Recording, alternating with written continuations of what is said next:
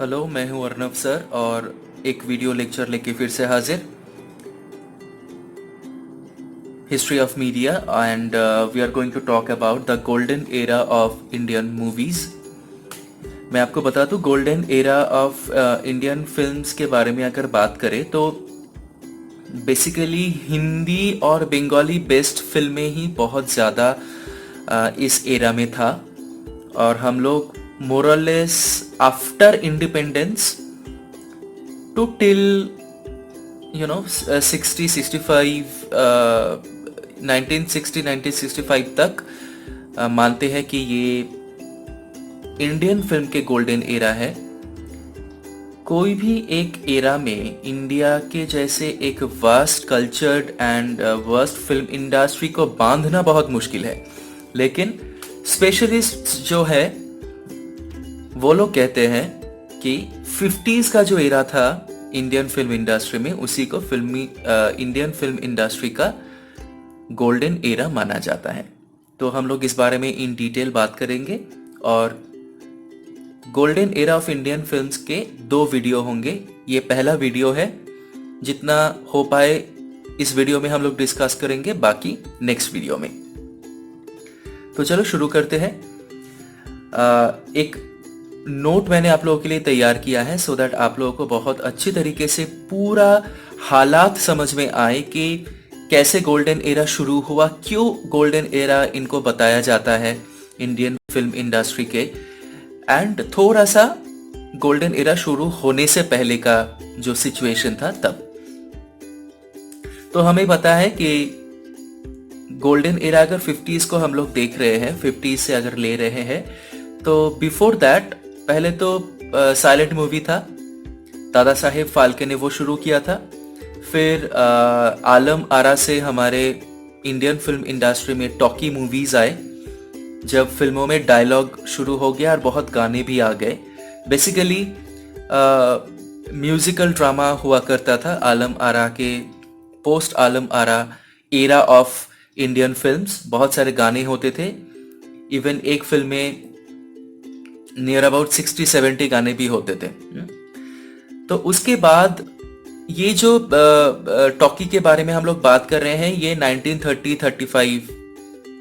Now see the years 30-35, independence के बहुत करीब 1947 में हम लोग का इंडिपेंडेंस था। तो इंडिपेंडेंस के बाद ही बेसिकली गोल्डन एरा शुरू हुआ था इंडियन फिल्म इंडस्ट्री में। मैं नोट आप लोगों को पढ़ के इसका मतलब समझाऊंगा ताकि हम लोग एक ट्रैक पे चले। The golden era of the Indian film industry started sometime around the last few years of 1940s but came up in a big way only in the beginning of 1950s। मतलब Indian film industry के जो golden era था movies के, वो 1940s से शुरू हुआ, 1940 का अंत से शुरू हुआ, मतलब आफ्टर 47, आफ्टर इंडिपेंडेंस 48, 49, 50। लेकिन मेजरली गोल्डन एरा शुरू हुआ 50s से लेकर। The cinema of this time is marked with a distinct voice of country just free from clutches of a 200-year foreign rule। What a wonderful line। बोल रहा है कि Indian cinema after independence एक free bird बन गया, free bird of talent, showing talent, saying your own stories. 200 साल का जो 200 साल हम लोग जब इंडिपेंडेंट नहीं थे इंडियंस, 200 सालों के बाद जब इंडिपेंडेंस आया, तब ऑब्वियसली एक फ्रीडम का जो खुशी था वो हमारे आर्ट में, हमारे कल्चर में भी उभर के सामने आया। तो इंडियन मूवीज और वास्ट हो गए। फ्रीडम का जो खुशी था, जो अचीवमेंट था, वो फिल्म के द्वारा स्टोरी टेलिंग में दिखा जा रहा था।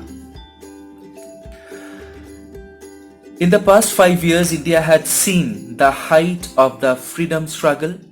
पिछले 5 सालों में, like 1947 से पहले 5 सालों में इंडिया ने फ्रीडम के लिए बहुत सारे स्ट्रगल देखा था।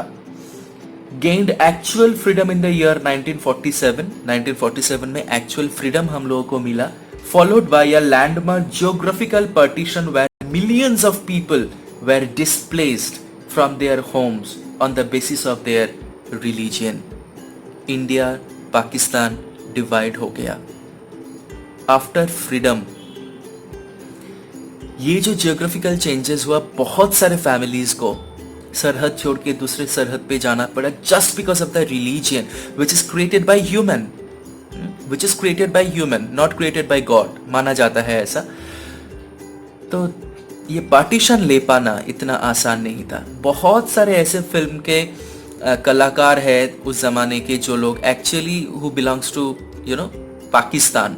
अनडिवाइडेड इंडिया जब था इंडिपेंडेंस से पहले, अभी पाकिस्तान में है, वहां के है, लेकिन after independence they have decided to stay in this part of India and they have shown there what they could have shown as per their best. वो लोग अपना बेस्ट दे पाए हैं इस फिल्म इंडस्ट्री को. बहुत लोग हैं, दिलीप कुमार साहब उनमें से एक है. हम लोग पढ़ेंगे इसको लेकर बाद में. The riots and the bloodshed that followed was enough to change things forever. लोगों ने इतना खून बहते हुए देखा है, लोगों ने इतना लोगों को रोते हुए देखा है.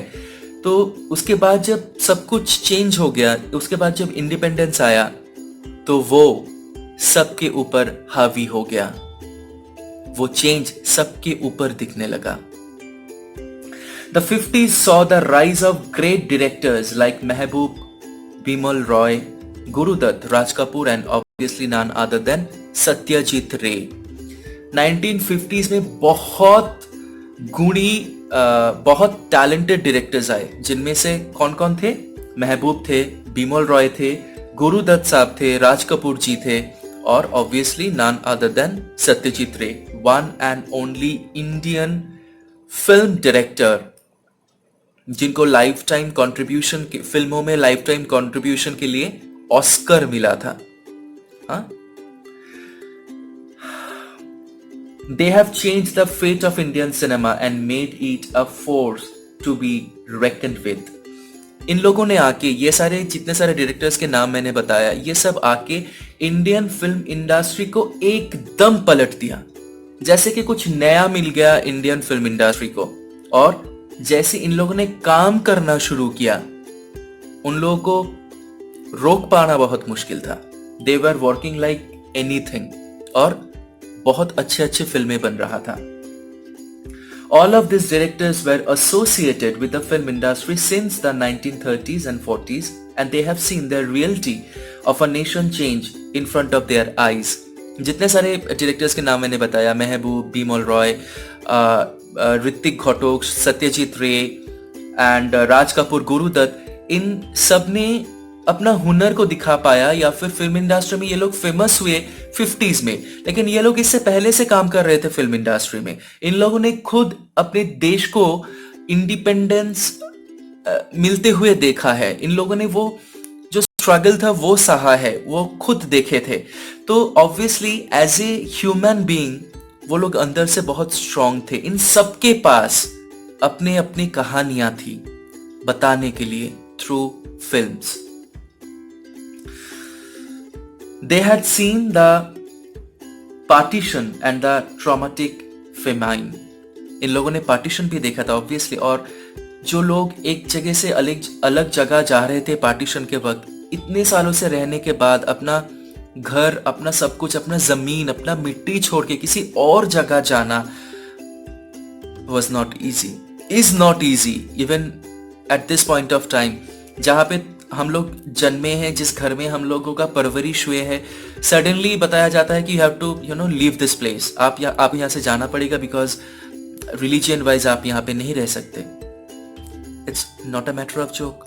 इन सारे डायरेक्टर्स ने ये सब अपने आंखों से देखा है.